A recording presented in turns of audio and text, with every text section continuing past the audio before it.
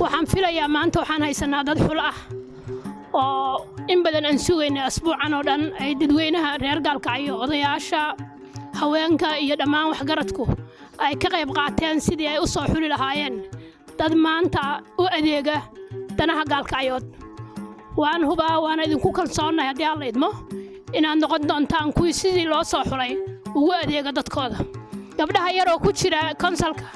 oo 31 ka ah waxaan filayaa inay matali doonaan dumarkii Gaalkacyo oo dhan Gaalkacyo waxaa ka dhacay kaysas badan Gaalkacyo kaliya ma aha Puntland oo aan rabay maanta inaan ka hadlo oo muddo badan walwal nagu hayay inay dhalinyarada ay noqoto tusaale xun oo lagu faano wixii laga carari jiray waxaan filayaa konsalkan cusub oo dhalinyarada u badan inay adeegooda ka bilaabaan nabadgelyada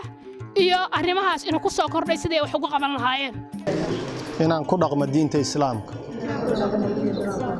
dastuurka dalka Puntland iyo qawaaniintiisa dhowro xilka la dhiibtay daacadnimo u guto dalka iyo dadkiisana lilaahi ugu adeego